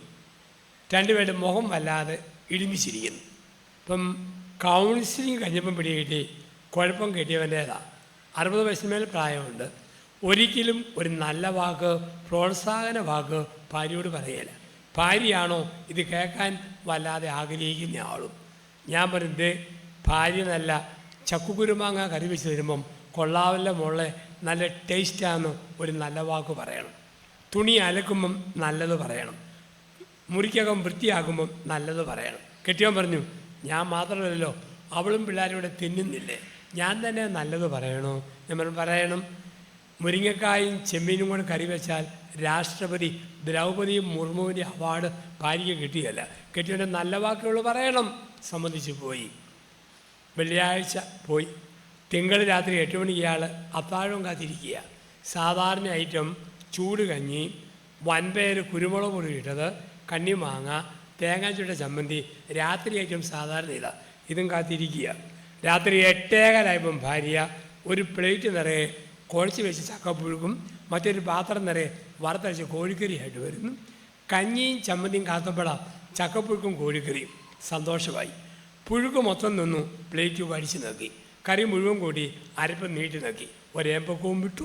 അപ്പോഴാ ഓർത്തത് അച്ഛൻ പറഞ്ഞ കാര്യം. അവൻ പറഞ്ഞു, എൻ്റെ മിനിമോളെ കഴിഞ്ഞ 30 വർഷത്തിൽ ആദ്യമായിട്ട് ഇത്രയും നല്ല ഭക്ഷണം ഇങ്ങനെ ഉണ്ടാക്കാൻ പറ്റുമല്ലോ എളി, ഒരു നല്ല വാക്കങ്ങ് പറഞ്ഞു. അവൾ ഒറ്റ കരച്ചിൽ. എന്തിനാണ് ഈ കരഞ്ഞത്? ജോസഫച്ചൻ പറഞ്ഞില്ലായിരുന്നോ നല്ലത് പറയണമെന്ന്? ഭാര്യ പറഞ്ഞു, പൊന്നു മനുഷ്യ, കഴിഞ്ഞ 3 പതിറ്റാണ്ട് കാലം ഞാൻ തനിക്ക് വെച്ച് വിളഞ്ഞു തന്നിട്ടും തനിക്ക് നല്ലതൊന്നും പറയാനില്ല. അയൽവക്കത്തെ ജസമ്മയുടെ ചക്കപ്പുഴുക്കും കോഴിക്കറിയും വന്നപ്പോഴല്ലേ തനിക്ക് നല്ലത് പറയാൻ തോന്നുന്നത്. എവിടുന്ന് കിട്ടിയെന്ന് അറിഞ്ഞിട്ട് വേണം പറയാനായിട്ട്. ഇപ്പം ദൈവത്തിന് നന്നാസ്ഥാനം കൊടുക്കുമ്പോൾ പ്രോത്സാഹന വാക്കു പറയും, പാഴുവാക്കില്ല. ദൈവാരാധനയ്ക്ക് ഊന്നൽ കൊടുക്കും. കുടുംബം കാനാൻ ദേശമോ. 2, ദൈവത്തിൻ്റെ നാമം വൃഥാ പ്രയോഗിക്കരുത്. Don't misuse the holy name of God. ദൈവനാമം അശുദ്ധമാക്കരുത് എന്ന് പറഞ്ഞാൽ ദൈവത്തിന് ചേരാത്ത വാക്ക് ഒരപ്പൻ്റെ വായിൽ നിന്ന് പെരയ്ക്കകത്ത് വീടരുത്. ദൈവത്തിന് ചേരാത്ത വാക്ക് ഒരമ്മയുടെ വായിൽ നിന്ന് വീടരുത്. ഒരിക്കലും ഒരു ക്രൈസ്തവ കുടുംബത്തിൽ ചീത്ത വാക്കുകൾ പറയല്ലേ. ലോകത്തിൽ എല്ലാ ഭാഷയിലും തെറിയുണ്ട്. പക്ഷെ ലോക ഭാഷയിൽ തെറിക്ക് നീളക്കുറവാണ്. ഏത് തെറിയെടുത്താലും കടുക് പിടിച്ചതുപോലെ ചെറിയ തെറി. പക്ഷെ ഏറ്റവും മുടുത്ത തെറിയുള്ള ഭാഷ ശ്രേഷ്ഠ ഭാഷയായ മലയാളമാണ്. ഏതക്ഷരം കൊണ്ടും തെറി സ്റ്റാർട്ട് ചെയ്യാൻ പറ്റും, ഏത് മലയാള അക്ഷരം കൊണ്ടും. ഗിന്നസ് ബുക്കിലെ ഏറ്റവും കൂടുതൽ തെറി കാസർഗോഡുകാരൻ ക്രിസ്ത്യാനി കുടുംബനാഥൻ വിളിച്ചൊരു തെറിയാണ്. ഒരു തെറിയുടെ നീളം 1 മിനിറ്റ് 3.5 സെക്കൻഡ്. ഉള്ളടക്കം ആര് തെറി കേട്ടോ, തെറി കേട്ടവൻ്റെ 7 തലമുറകളിലുള്ള അപ്പനപ്പൂപ്പന്മാരുടെ സകല അവയവങ്ങളും തനിക്ക് തലോടി കടന്നുപോയ ഒരു അന്താരാഷ്ട്ര തെറിയുന്ന. ഇപ്പോൾ ചീത്ത വാക്കുകൾ ഒരിക്കലും കുടുംബത്തിൽ പറയല്ല. ദൈവത്തിൻ്റെ നാമം പാഴാക്കരുത്, മലിനമായ വാക്കുകൾ വരരുത്. 3, കർത്താവിൻ്റെ ദിവസം പരിശുദ്ധമായി ആചരിക്കണം. കർത്താവിൻ്റെ ദിവസവും വേണം, നമ്മുടെ വീട്ടിൽ കർത്താവിൻ്റെ മണിക്കൂറും വേണം. രണ്ടും ആവശ്യമാണ്. കർത്താവിൻ്റെ ദിവസം ഞായറാഴ്ചയാണ്. നമ്മൾ ഞായറാഴ്ച സ്വന്തം പള്ളിയിൽ വിശുദ്ധ കുർബാന അനുഭവിക്കാൻ പോകണം. ദൈവം തന്ന ഇടയനോടുകൂടി സ്വന്തം ദേവാലയത്തിൽ ബലിയർപ്പിക്കണം. ഞായറാഴ്ച പറ്റുന്നിടത്തോളം മറ്റു പള്ളികളിൽ പോകരുത്. എൻ്റെ പ്രിയപ്പെട്ടവരുടെ ശവം അടക്കുന്ന ഈ ദേവാലയത്തിൽ, എൻ്റെ കുഞ്ഞുങ്ങൾ കൂലാശ സ്വീകരിക്കുന്ന ഈ ദേവാലയത്തിൽ സൺഡേ പ്രത്യേകിച്ച് ശ്രദ്ധിക്കണം. അന്ന് 3 കാര്യങ്ങളുടെ അംശം, ദശാംശം പള്ളിക്ക് കൊടുക്കണം. 1, സമയത്തിൻ്റെ ദശാംശം. ബൈബിൾ പഠിപ്പിക്കാം, പ്രാർത്ഥനാരൂപി പങ്കെടുക്കാം, എന്തെങ്കിലുമൊക്കെ പള്ളി സംബന്ധമായി മീറ്റിംഗ് ആകാം. സമയത്തിൻ്റെ അംശം കർത്താവിന് കൊടുക്കണം. 2, ആരോഗ്യത്തിൻ്റെ അംശം. മേശയും കസേരയും തുടയ്ക്കാം, ബെഞ്ചും ഡെസ്കും പിടിച്ചിടാം. ചെറിയ ചെറിയ കൊച്ചു കൊച്ചു പണിയായിരിക്കും. സമയത്തിൻ്റെ അംശം, ആരോഗ്യത്തിൻ്റെ അംശം. 3, സ്വത്തിൻ്റെ അംശം. തമ്പുരാന് ദശാംശം കൊടുക്കുന്നത് ആ ആഴ്ചയുടെ നന്ദിയായിട്ട് കൊടുക്കുന്ന ദിവസമാണ്. അതെൻ്റെ സ്വന്തം പള്ളിക്ക് ഞാൻ കൊടുക്കണം. കാരണം എന്നാലാണ് ആ പള്ളി നടത്തപ്പെടുക. 10 രൂപ ഇടാൻ കഴിവുള്ള ആൾ ഒരിക്കൽ ഓർക്ക് തമ്പുരാൻ കുറച്ച് ഈ ആഴ്ചയിൽ 50 ഇട്ടേക്കാം. ഇടുമ്പം ദൈവം അത് കാണും. 100 ഇടാൻ കഴിവുള്ള ഇത്രയും പേരുള്ളപ്പം ഞാൻ 10 ഇട്ടാൽ മതി, അങ്ങനെ വെച്ചാൽ ദൈവം കാണും. അമ്മയും 6 വയസ്സുള്ള മോനും ഞായറാഴ്ച കുർബാന കഴിഞ്ഞ് വീട്ടിലേക്ക് പോകുന്നു. അമ്മ പറഞ്ഞു, മോനെ എന്നാ ഉണക്കപ്പള്ളിയാണ്, കുർബാനയ്ക്ക് ഭക്തിയില്ല, ഓർഗന് ശബ്ദമില്ല, ഫാനിന് കാറ്റില്ല, കസേരയ്ക്ക് ബലമില്ല, എന്നാ ഉണക്കപ്പള്ളിയാണ്. അല്ല, മോൻ്റെ മറുപടി, എൻ്റെ അമ്മേ 10 രൂപയ്ക്ക് ഇതിലും കൂടുതൽ എവിടെ കിട്ടാനായിട്ട്? കാരണം കാണുന്നുണ്ട് അമ്മയുള്ള 10ൻ്റെ നോട്ട്. ഇപ്പം സമയത്തിൻ്റെ അംശം, ആരോഗ്യത്തിൻ്റെ അംശം, സ്വത്തിൻ്റെ അംശം പള്ളിക്ക് കൊടുക്കും കർത്താവിൻ്റെ ദിവസം. വീണ്ടും ഒരു കർത്താവിൻ്റെ മണിക്കൂറും വേണം. മർത്തമാസഭയിൽ പൊതുവായിട്ടുണ്ട്, എനിക്കറിയാം, ബൈബിൾ പഠനവും സന്ധ്യാ നമസ്കാരവും ഒക്കെ പങ്കാളിയുന്നുണ്ട്. ഈ വർഷങ്ങളുടെ ബന്ധമുണ്ട് സഭാ സമൂഹവും അഭിമന്യ പിതാക്കന്മാരും അച്ഛന്മാരും ഒക്കെ ആയിട്ട്. രാത്രി 7-നും 9-നും ഇടയിൽ കർത്താവിൻ്റെ മണിക്കൂർ വേണം. 9 കഴിഞ്ഞാൽ ഒരുപാട് ഉറക്കം വരും. 7-ന് മുമ്പ് ഒത്തിരി ജോലിയും വരും. 7-നും 9-നും ഇടയിൽ 20 മിനിറ്റ് കുറയാത്ത, 30 മിനിറ്റ് കൂടാത്ത ഒരു പ്രാർത്ഥന കുടുംബത്തിൽ വേണം. പ്രാർത്ഥന വേണം. അതിനൊരു വീഴ്ചയും വരുന്നില്ല. അവിടെ അപ്പൻ മുൻകൈ എടുത്ത് ആ പ്രാർത്ഥന നടത്തിയിരിക്കണം. അപ്പം പരാജയപ്പെട്ടോ അമ്മ ഓർമ്മപ്പെടുത്തണം. ഞാൻ 2 വർഷം മുമ്പ് നൈജീരിയയിലെ ലാഗോസിൽ ധ്യാനിപ്പിക്കുകയായിരുന്നു. ഗോത്രവർഗക്കാരായ ക്രിസ്ത്യൻസാണ് മഹാഭൂരിപക്ഷവും. ഓരോ വീട്ടിലും 10ഓളം മക്കളുണ്ട്, അപ്പനുണ്ട്, അമ്മയുണ്ട്. വീടിൻ്റെ മുറ്റത്തു നിന്നും അവർക്ക് പറമ്പുണ്ട്. പറമ്പിൻ്റെ മുകളിലേക്ക് ഓരോ നടപ്പ് വഴി വെട്ടിയിരിക്കുക. 10 മക്കളും അപ്പനും അമ്മയുണ്ടോ, മൊത്തം 12 വഴിയുണ്ട്. രാവിലെ എഴുന്നേറ്റ് ഒരു കാപ്പി കുടിച്ചിട്ട് ഇവർ പണിക്ക് പോകും. വൈകിട്ട് 5:30 പണി കഴിഞ്ഞ് എല്ലാവരും വരും. കിട്ടുന്ന പൈസയെല്ലാം കൊണ്ടുവന്ന് അമ്മേനെ കൊണ്ട് കൊടുക്കും. കൊടുത്തിട്ടൊന്ന് കുളിക്കും. കുളി കഴിഞ്ഞിട്ട് ഓരോരുത്തർക്കും നിശ്ചയിക്കപ്പെട്ട വഴിയിലൂടെ പറമ്പിൻ്റെ അരികിലേക്ക് ഈ മക്കളും അപ്പനും അമ്മയൊക്കെ നടക്കും. പറമ്പിൽ അതിർത്തി ചെന്നിട്ട് കൈയടിച്ച് സ്തുതിച്ച് പാട്ടുപാടും, തുള്ളിച്ചാടും. ഒരു 20 മിനിറ്റ് തിരിച്ചു വരും. ഒരു കുറുക്ക് പോലെ എന്തോ കഴിച്ചിട്ട് സുഖമായിട്ട് കിടന്ന് അവർ ഉറങ്ങും. വീട്ടിലെ അമ്മയുടെ ഡ്യൂട്ടിയാണ് ആരെങ്കിലും പ്രാർത്ഥിക്കാൻ പോയില്ലേ ഓർപ്പിക്കും. മക്കൾ പോയില്ലേ അമ്മ പറയും, മോനെ നിൻ്റെ പ്രാർത്ഥനയുടെ വഴിയിൽ പുല്ല് കിളുത്തല്ലോ. അപ്പനോട്, പൊന്നു മനുഷ്യ, പ്രാർത്ഥനയുടെ വഴിയിൽ പുല്ല് കിളുത്തല്ലോ, കുറേ നാളായിട്ട് പ്രാർത്ഥിക്കാൻ പോകുന്നില്ലല്ലോ. അമ്മയുടെ ഡ്യൂട്ടിയാണ്. ഇപ്പോൾ കുടുംബത്തിൽ ഒരു പ്രാർത്ഥനാന്തരീക്ഷം ഉണ്ടാകണം. അത് നമ്മൾ ഓർക്കുക, ഒരു കർത്താവിൻ്റെ മണിക്കൂർ കുടുംബത്തിൽ ഉണ്ടായിരിക്കണം. പ്രാർത്ഥിക്കുന്ന പ്രാർത്ഥന അന്തരീക്ഷമുള്ള കുടുംബമായിട്ട്. നമുക്കറിയാം, പ്രാർത്ഥിക്കുമ്പോൾ ഒരുപാട് അനുഗ്രഹം നമുക്ക് വരും. എന്താണ് പ്രാർത്ഥന? പ്രാർത്ഥന മഴ പെയ്യുന്നത് പോലെ. ഇങ്ങനെയാണ് മഴ പെയ്യുക. സമുദ്രത്തിലെ വെള്ളം നീരാവിയായിട്ട് ഉയരും. മഴ മേഘമായിട്ട് കെട്ടിക്കിടക്കും, മഴത്തുള്ളിയായിട്ട് പെയ്തിറങ്ങും. ഇതുപോലെ ഒരമ്മ അപ്പൻ പള്ളിയിൽ വന്ന് എൻ്റെ കർത്താവേ എന്ന് വിളിക്കുമ്പോൾ, സന്ധ്യാപ്രാർത്ഥന വീട്ടിലിരുന്ന് എൻ്റെ ദൈവമേ എന്ന് വിളിക്കുമ്പോൾ ആ പ്രാർത്ഥന നീരാവി പോലെ ഉയരും. ദൂരെയുള്ള നിങ്ങളുടെ മക്കളുടെ തലമുകളിൽ മേഘം പോലെ കെട്ടിക്കിടക്കും. അകലെയുള്ള ജീവിത പങ്കാളിയിൽ മേഘം പോലെ കെട്ടിക്കിടക്കും. അനുഗ്രഹത്തിന് മഴത്തുള്ളിയായിട്ട് പെയ്തിറങ്ങും. ഇവിടെ ഒരു സ്വിച്ച് ഇടുമ്പോൾ അവിടെ ഫാൻ കറങ്ങും. ഇവിടെ സ്വിച്ച് ഇടുമ്പോൾ അവിടെ ട്യൂബ് തെളിയും. ഇതുപോലെ ഒരമ്മ അപ്പൻ ഇവിടെ ഇരുന്ന് പ്രാർത്ഥിക്കുമ്പോൾ അങ്ങ് ദൂരെ മക്കളിൽ ദൈവത്തിൻ്റെ ട്യൂബ് തെളിയും, ദൈവത്തിൻ്റെ ഫാൻ കറങ്ങും. ഇതാണ് പ്രാർത്ഥന എന്ന് പറയുക. അപ്പോൾ നമ്മൾ നിരാശപ്പെടാതെ നമ്മൾ പ്രാർത്ഥിച്ചോണം. ചിലപ്പോൾ നമുക്ക് തോന്നും ദൈവം പ്രാർത്ഥന കേട്ടില്ല, ചിലപ്പം തോന്നും കേട്ടു, ചിലപ്പം തോന്നും ഇതിന് മറുപടി ഒന്നും ഇല്ലേ. ഞാൻ പലപ്പോഴും ഓർത്തിട്ടുണ്ട്, 8ാം ക്ലാസ്സിൽ പഠിക്കുമ്പം ഞാൻ പ്രാർത്ഥിക്കുന്ന ഒരു പ്രാർത്ഥന കർത്താവ് കേട്ടിട്ടേയില്ല. 8ാം ക്ലാസ്സിൽ പഠിക്കുമ്പം രാവിലെ എഴുന്നേൽക്കുമ്പോൾ എൻ്റെ ആദ്യത്തെ പ്രാർത്ഥന, കർത്താവായ യേശുവേ, കണക്ക് പഠിപ്പിക്കുന്ന ഏൽക്കുഴി ടീച്ചർ ചൂരവഴി കൊണ്ട് വരുമ്പം കാര്യത്തിൽ താഴെ വീണ് വെറുതെ ഉളുക്കിപ്പോകണമെന്ന് പലപ്പോഴും പ്രാർത്ഥിച്ചിട്ടുണ്ട്. ടീച്ചറിനെ തല്ല് കിട്ടിയതല്ലാതെ ഒരു പോറിന് പോലും ടീച്ചറിന് പറ്റിയിട്ടില്ല. ചില പ്രാർത്ഥന അത്രയേ ഉള്ളൂ. ചിലപ്പം കുറേ കഴിഞ്ഞായിരിക്കും ഉത്തരം കിട്ടുക, ചിലപ്പം കുറേ കഴിഞ്ഞായിരിക്കും. ഉദാഹരണം, അബ്രാഹം 20ാം വയസ്സിൽ പ്രാർത്ഥിച്ചു, അപ്പനാക്കണേ അപ്പനാക്കണേ. അപ്പനായത് എപ്പോഴാണ്? 100ാം വയസ്സിൽ. 100ാം വയസ്സിൽ ഒരു കുഞ്ഞില്ലെന്നോർത്ത് അബ്രാഹം ഇരിക്കുമ്പോൾ പിന്നെ പിന്നാമ്പുറത്തുനിന്നൊരു ശബ്ദം നോക്കുമ്പം മിസ്സിസ് അബ്രാഹം സാറ കുത്തിയിരുന്ന് ഓക്കാനിക്കുന്നു. കിളിച്ചുണ്ടമ്മ അങ്ങ് കടിച്ചു പറിക്കുന്നു. വാളം പുളി ചാവിച്ചു നുണയുന്നു. അബ്രാഹം അടുത്ത് ചെന്നു, തല തിരുമ്പി കൊടുത്തു, പുറം തലോടി കൊടുത്തു. ഓർത്ത 20-ലല്ല, 100ാം വയസ്സിലാണ് ഉണ്ടാവുക. സക്കറിയാവ് 30ാം വയസ്സിൽ അപ്പനാക്കണേന്ന് പ്രാർത്ഥിച്ചതാ. അപ്പനായത് എപ്പോഴാ? യോഹന്നാൻ മാങ്കാനയുടെ ബർത്ത്ഡേയും സക്കറിയയുടെ സപ്തതി ആഘോഷവും ഒരുമിച്ചായിരുന്നു. ഓർത്ത കാലത്തല്ലല്ലോ. പ്രാർത്ഥിച്ചവനായ സക്കറിയ പ്രാർത്ഥനാ വിഷയം മറന്നുപോയി. പക്ഷെ ദൈവം മറന്നില്ല. ദൈവത്തിൻ്റെ വിശുദ്ധ മലമുകയിൽ സക്കറിയാവ് ധൂപമർപ്പിക്കുമ്പോൾ ദൂതനായ ഗബ്രിയേൽ പറഞ്ഞു, സക്കറിയ, നിന്റെ പ്രാർത്ഥന കേട്ടിരിക്കുന്നു. വന്ധ്യെന്ന് മുദ്ര കുത്തപ്പെട്ട നിന്റെ ഭാര്യയെ ഈശുവ വാർദ്ധക്യത്തിൽ ഗർഭം ധരിച്ച് ഒരു പുത്രനെ പ്രസവിക്കും. യൂദയായുടെ മരുഭൂമിയിൽ ക്രിസ്തുവിന് പാതയൊരുക്കുന്ന യോഹന്നാൻ സ്നാപകൻ എന്ന് അറിയപ്പെടും. സക്കറിയ ചോദിച്ചു, ഇതെങ്ങനെ ഒക്കും? ഇപ്പം ദൂതൻ ചോദിച്ചു, പിന്നെ എന്നാ ഒക്കുമെന്നോർത്താണ്ടാ ചോദിച്ചുകൊണ്ടിരുന്നത്. ഒപ്പിച്ച് നമ്മൾ സംശയിക്കുകയാണ്. പ്രാർത്ഥിച്ചവൻ മറന്നു, ദൈവം മറന്നില്ലല്ലോ. എല്ലാ പ്രാർത്ഥനയും ഇങ്ങനെ. ചിലവും ചോദിച്ചതിനേക്കാൾ കൂടുതൽ. ഞാൻ കന്യാസ്ത്രീ അമ്മമാരെ ഒരു മഠത്തിൽ ധ്യാനിപ്പിക്കുമായിരുന്നു. ഞായറാഴ്ച തുടങ്ങി വെള്ളിയാഴ്ച ധ്യാനം തീർന്നു. ഞാൻ പോരുമ്പോൾ മഠത്തിലെ മദർ സുപ്പീരിയർ പറഞ്ഞു, ജോസഫ് അച്ഛൻ ഒരു ഉപകാരം ചെയ്യാം. എന്നുവെച്ചാൽ എന്താ? മഠത്തിൻ്റെ മുറ്റത്ത് ഒരു മൂവാണ്ടൻ മാവിൽ മാങ്ങ ഉണ്ടാകുമ്പം മാങ്ങാണ്ടിയെ മുഴുവൻ വണ്ട്. അതുകൊണ്ട് മാങ്ങാണ്ടിയിൽ ഉണ്ടാകാൻ സാധ്യതയുള്ള എല്ലാ വണ്ടികളെയും ജോസഫ് അച്ഛൻ ഒന്ന് വിലക്കി ബന്ധിച്ച് പ്രാർത്ഥിച്ചിട്ട് പോകണം. തളിക്കുന്ന വെള്ളം തന്നു. ഞാൻ മാവിൻ്റെ മൂട്ടി നിന്നു. ആ സുപ്പീരിയറമ്മ എന്നെ മുട്ടി നിന്നു. മറ്റൊരു വട്ടം നിന്നു. ഞാൻ പ്രാർത്ഥിച്ചു.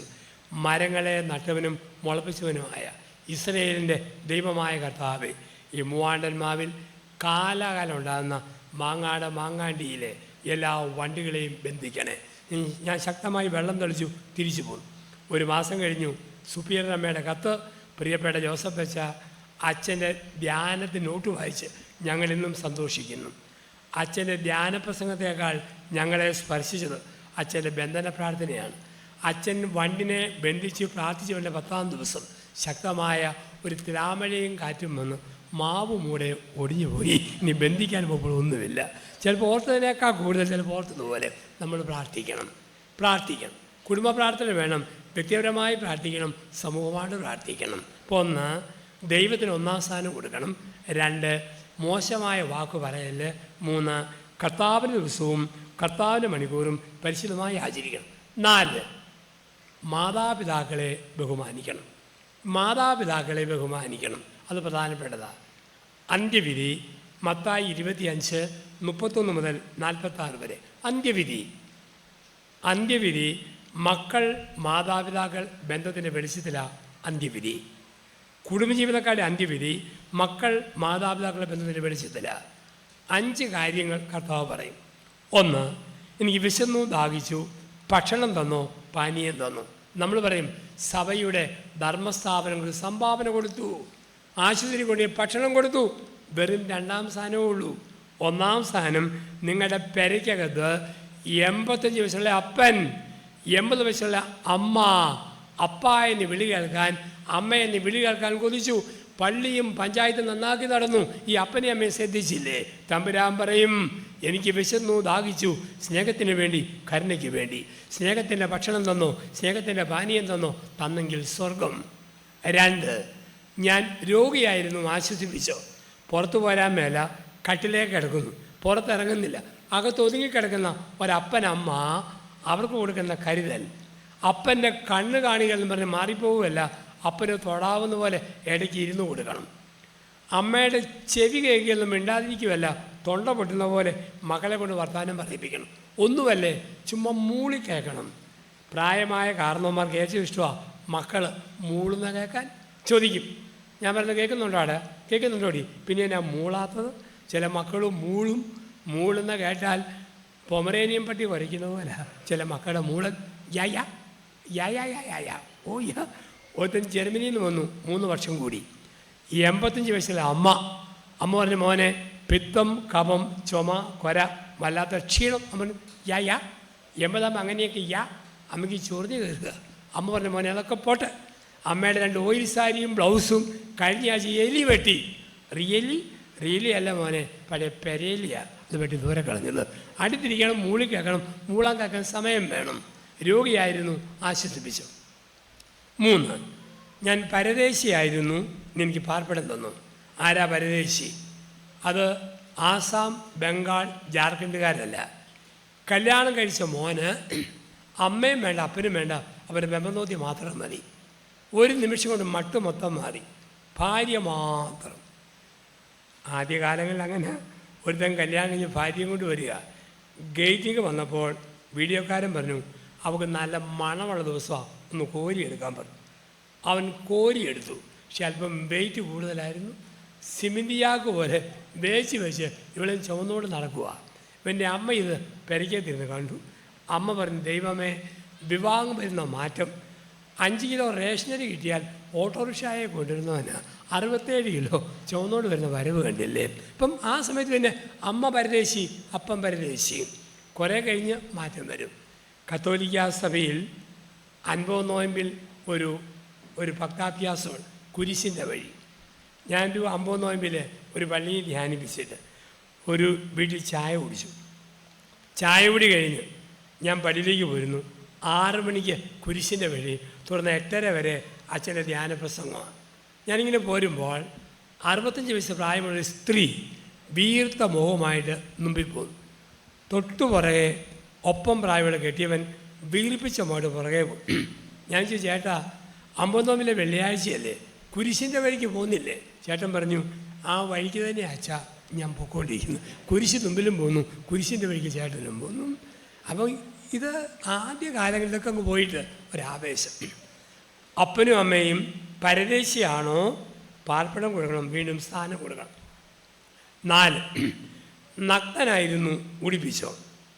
ഒരിക്കലും പ്രായമുള്ള അപ്പനമ്മമാർക്ക് നാണക്കേട് തോന്നരുത്. ചെല്ലു പറയും, മോനും മോൻ്റെ ഭാര്യയ്ക്കും വേണ്ട, ആത്മഹത്യ ചെയ്താൽ ആയുസ് പോലും നമുക്ക് സഹിക്കുക. ആത്മഹത്യ ചെയ്താൽ നാണക്കേട് തോന്നരുത്. ഞാൻ ഈയിടെ അമ്പലപ്പുഴയിൽ ഞാനും മുൻ ജഡ്ജി കമാൽ പാഷയും കൂടി ഒരു പ്രോഗ്രാം നടത്തുകയാണ്. അപ്പം ഞാൻ മുഖ്യ പ്രഭാഷണം, കമാൽ പാഷ ഉദ്ഘാടകൻ, അവിടുത്തെ ചേർത്തല MLA പാട്ടുകാരി, അവൾ ഒരു പാട്ടൊക്കെ പാടി ആ കൂടെ ഉണ്ടായിരുന്നു MLA. അപ്പം കമാൽ പാഷ പറഞ്ഞു, അച്ഛൻ ആൾക്കാരെ ഒരുപാട് കൈ കിട്ടുന്ന അച്ഛനല്ലേ, പറയണം, ഈ നാണക്കേട് അപ്പനമ്മമാർക്ക് കുടുംബത്തിൽ തോന്നിയാൽ ആ അമ്മ അപ്പനും ചെയ്യേണ്ട കാര്യം, ഒരു കാരണവശാലും താമസിക്കുന്ന വീടും ചുറ്റുമുള്ള സ്ഥലവും ഒരിക്കലും സ്വന്തം മക്കൾക്ക് എഴുതി കൊടുക്കരുത്, ഒരിക്കലും കൊടുക്കരുത്. കാരണം അച്ഛനാണ് ഇപ്പം വക്കീലുമാണ്, അനുഭൂതി എന്ന് പറയും. ഏത് പൊന്നുരുട്ടിയ മോനും നാളെ കാലെ പിടിച്ച് വലിക്കാം, വന്ന് കയറിയവൾക്ക് മനസ്സിന് മാറ്റം വരാം. ഇങ്ങനെ എഴുതാവുള്ളൂ. ഞങ്ങളെ മരണം വരെ നോക്കുന്നു, മരണശേഷം അങ്ങനെയുള്ളൂ. ഇനി കെട്ടിയവൻ മരിച്ച അമ്മ മാത്രമേ ഉള്ളൂ. മോനും മോൻ്റെ ഭാര്യയും അല്പം പോരൊക്കെ കുത്തുന്നുണ്ട്. മെഡിക്കുക അമ്മയാണോ എന്ത് ചെയ്യണം? മക്കളില്ലാത്തതും ഒരു ട്രങ്ക് പെട്ടി ട്രങ്ക് അത് മേടിക്കണം, അത് തുറക്കണം. അതിനകത്ത് ചക്കമടൽ, കപ്പമുട്ടി, കരിങ്കല്ല്, ഉണക്കച്ചാണകം, പഴത്തൊലി, പഴംതുണി എല്ലാം തിരികെ കയറ്റി വെക്കണം. എന്നിട്ട് താഴിട്ട് പൂട്ടണം. ഒരു താക്കോൽ അമ്മയും പിടിക്കണം, ഒരു താക്കോൽ കാലാകാലം മാറി വരുന്ന അച്ഛനെ ഏൽപ്പിക്കണം. എന്നിട്ട് മക്കളെ വിളിച്ച് പറയണം, അമ്മയെ അവസാനം വരെ നോക്കുന്നതുകൊണ്ട് ഫിക്സഡ് ഡിപ്പോസിറ്റ് ഇതിനകത്തുണ്ട്, ഞാൻ മരിച്ചിട്ടേ തുറക്കാവൂ. ചില അവന്മാരെ കൊണ്ട് ചാണകം ചോദിപ്പിക്കേണ്ട മക്കളുമുണ്ട്. ഇവിടെയാണ് നഗ്നനായിരുന്നു എന്നെ ഉടിപ്പിച്ചോ, നഗ്നനായിരുന്നു ഉടിപ്പിച്ചോ. 5, ഞാൻ കാരാഗ്രഹത്തിലാണ്, നീ എന്നെ സന്ദർശിച്ചോ. ഞാൻ കാരാഗ്രഹത്തിലാണ്, നീ എന്നെ സന്ദർശിച്ചോ. ഉഗ്രം വീട്, പ്രായമുള്ള അപ്പനും അമ്മയും ഉണ്ട്, ആരും അടുക്ക ചെല്ലുന്നില്ലെങ്കിൽ ആ വീട് കാരാഗ്രഹം. ആ വീട് കാരാഗ്രഹം. ചില വീടുകൾ കാരാഗ്രഹങ്ങളല്ലേ. കുറച്ച് നാൾ മുമ്പ് കല്ലിശ്ശേരിയിൽ ഒരു വീട്ടിങ്കൽ പ്രാർത്ഥനയ്ക്ക് വന്നു. അമേരിക്കൻ സുഹൃത്തിൻ്റെ വീടാണ്. ഇഷ്ടംപോലെ മുറികളുടെ മുഴുത്ത വീട്. വെള്ളം തളിച്ച് വലതുകയുടെ ഒരം പറഞ്ഞു പോയി. പുകപ്പര, മറപ്പര, കുളിപ്പര, ഷീറ്റ് വര എല്ലാം മുഴുത്ത കെട്ടിടമാണ്. കല്ലിശ്ശേരിയിൽ ആരംഭിച്ചു, പക്ഷേ ഇറങ്ങിയപ്പം മഴുക്കീറായി. ഇത്രയും മുഴുത്ത കെട്ടിടങ്ങളുണ്ട്. ഇതിന് വിളിക്കുന്ന വാക്ക് കാരാഗ്രഹം. അടുക്കലില്ലേ കാരാഗ്രഹം. നിങ്ങൾ ദമ്പതിമാർ എങ്ങനെയാണോ നിങ്ങളുടെ അപ്പനോടും അമ്മയും പെരുമാറുക, അത് മക്കൾ കണ്ടുപിടിക്കും. നിങ്ങളെങ്ങനെ പെരുമാറുന്നോ അത് മക്കൾ കണ്ടുപിടിക്കും. ഒരിക്കലും മറക്കരുത്. 75 വയസ്സുള്ള വല്യപ്പൻ ചാരികസേരയെ കാലും നീട്ടുന്ന പത്രം വായിക്കുന്നു. 7 വയസ്സുള്ള പേരക്കുട്ടി പറഞ്ഞു, വല്യപ്പ കണ്ണട ഊരിയിട്ട് കണ്ണൊന്ന് അടയ്ക്കാവോ? വല്യപ്പൻ ചെയ്ത് കളിക്കാനാണോ? കണ്ണടച്ചാൽ പറയാം. പത്രവായന കയ്യിലിടാ, കണ്ണടയ്ക്കാം. അരമണിക്കൂർ പത്രം വായിച്ചു, വട ഇനി കളിക്കാം. വല്യപ്പൻ്റെ മടി കയറുന്നു, കണ്ണെ പിടിച്ചു. ശരിക്കും അടഞ്ഞല്ലേ? അടഞ്ഞു. ഓ, ഇനി ഞങ്ങളുടെ വീട്ടിൽ സമാധാനമായെന്നാണ് തോന്നുന്നു. അതെന്നാടാ? എന്നും കിടക്കാൻ നേരത്ത് മമ്മി ഡാഡിയോട് പറയുന്നേക്കാം, വല്യപ്പൻ്റെ കണ്ണടഞ്ഞാൽ ഈ വീട്ടിൽ സമാധാനം ഉണ്ടാവൂ, ഈ വീട്ടിൽ സമാധാനം ഉണ്ടാവൂ. നിങ്ങളെന്തു പറയുന്നോ നിങ്ങളുടെ മക്കൾ കണ്ടുപിടിക്കും, കേട്ടുപിടിക്കും. ഇപ്പം മാതാപിതാക്കളെ ബഹുമാനിക്കണം. ഞാൻ ഒരു പള്ളിയിൽ ധ്യാനിപ്പിക്കാൻ ചെന്നപ്പോൾ ഒരു സംഭവം. 80 വയസ്സിലെ അപ്പൻ, ഒപ്പം പ്രായമുള്ള അമ്മ. ഈ അപ്പനും അമ്മയും, അപ്പൻ്റെ പുറത്തൊരു മുറിവ് പഴുക്കുക, വ്രണം പഴുക്കുന്നു, ദുർഗന്ധം. കെടാമുട്ടന്മാർ 3 ആമക്കളും ഭാര്യമാർക്കും അപ്പനെ നോക്കാൻ അറപ്പ്. അവർ മാറി താമസിക്കുക. 80 വയസ്സിലെ അമ്മ മുറിവിൽ പൊടിയിട്ട് കരിക്കുന്നു, എണ്ണ മുക്കി തുടയ്ക്കുന്നു, ചൂടുവെള്ളം കൊണ്ട് ഒപ്പുന്നു. പക്ഷെ കഴിഞ്ഞ 3 മാസമായിട്ട് ഈ 3 മക്കളും അപ്പൻ്റെ മുറിയിൽ നിന്ന് മാറത്തുമില്ല, വാദപ്പടിയിൽ നിന്ന് അനങ്ങത്തുമില്ല. ആൾക്കാർ അമ്മയോട് ചോദിച്ചു, കൂടിയ ഷെയർ വല്ലതും കൊടുക്കാമെന്ന് പറഞ്ഞു. എന്തെയും മാറ്റം? അമ്മ പറഞ്ഞു, ഒരു ഷെയറും കൊടുക്കാമെന്ന് പറഞ്ഞില്ല. പിന്നെ ഈ മാറ്റം എന്താ? അമ്മ പറഞ്ഞു, 3 മാസം മുമ്പ് ഞാൻ ഈ പൊടിക്കൈ കാണിച്ചു, അതിൻ്റെ ഇഫക്റ്റാണ്. എന്താ ചെയ്തത്? 3 മാസം മുമ്പ് ഈ അപ്പനെ നോക്കാൻ വേണ്ടി സുന്ദരിയായ ഒരു ഹോം നേഴ്സിനെ കൊണ്ട് ഞാൻ നിർത്തി. പിന്നെ ഇവന്മാർ മുറിയിൽ നിന്ന് പോകത്തുമില്ല, മതിപ്പിടിയിൽ നിന്ന് പൊങ്ങത്തുമില്ല, ഒട്ടനങ്ങത്തുമില്ല. സ്വന്തം അപ്പനെ അമ്മയെ നോക്കണമെങ്കിൽ ഒരു ബോണസ് പോയിൻ്റ് പോലെ ഒരു ഹോം നേഴ്സ് വേണോ? മാതാപിതാക്കളെ ബഹുമാനിക്കണം. 5, കൊല്ലരുത്. അതിന് 2 വ്യാഖ്യാനങ്ങളാണ്. 1, അബോർഷൻ നടത്തരുത്. 2, പരമാവധി മക്കൾക്ക് ജീവൻ കൊടുക്കണം. ജീവൻ തന്ന ദൈവത്തിനെ ജീവനെടുക്കാൻ അവകാശമുള്ളൂ, ഒരിക്കലും നശിപ്പിക്കരുത്. ജെറമിയ 1:5. നിൻ്റെ അമ്മയുടെ ഉദരത്തിൽ ഉരുവാക്കപ്പെടുന്ന നിമിഷം ഞാൻ നിന്നെ തിരഞ്ഞെടുത്തു. നമുക്കറിയാം, കൊറോണ വൈറസിൻ്റെ കാലങ്ങളിൽ 79 ലക്ഷം പേര് ഡയറക്റ്റ് വൈറസിൽ മരിച്ചെന്ന് ലോകാരോഗ്യ സംഘടന പഠിപ്പിക്കുന്നു. ആ 2 വർഷക്കാലങ്ങൾ ഈ ഭൂമിയിൽ 1,08,00,000 കുഞ്ഞുങ്ങൾ ജനിച്ചു. അബോർഷനില്ല, ഭ്രൂണഹത്യയില്ല, ക്ലിനിക്കുകൾ തുറന്നില്ല. ഒരുപക്ഷെ ട്രംപിനെ ദൈവം വീണ്ടും അനുഗ്രഹിച്ചത് അബോർഷനെതിരെ ശബ്ദിക്കുന്ന ഏക ലോക നേതാവാണ് ആ മനുഷ്യൻ. ഇവിടെയാണ് ഭ്രൂണഹത്യ നടത്തരുത്, ആ കുടുംബങ്ങളിൽ ഒരു ശാപമുണ്ടെന്നാണ്. അപ്പോൾ അവിടെ അബോർഷൻ നടത്തരുത്. 2, പരമാവധി മക്കൾക്ക് ജന്മം കൊടുക്കണം. ഒരുപക്ഷെ നമ്മുടെയൊക്കെ ഇടയിലാണ് സന്താന നിയന്ത്രണമൊക്കെ ഒരുപാട്. നമ്മളെവിടെയാണോ കൂടുതൽ അവിടെ നിയോജകമണ്ഡലമില്ലാതായി. നമ്മൾ കൂടുതലുള്ള കോട്ടയത്ത് വാഴൂർ നിയോജകമണ്ഡലം ഇല്ല. നമ്മൾ കൂടുതലുള്ള പത്തനംതിട്ടയിൽ കല്ലൂപ്പാറയില്ല, പത്തനംതിട്ട അസംബ്ലി ഇല്ല, പാർലമെൻറ്റേ ഉള്ളൂ.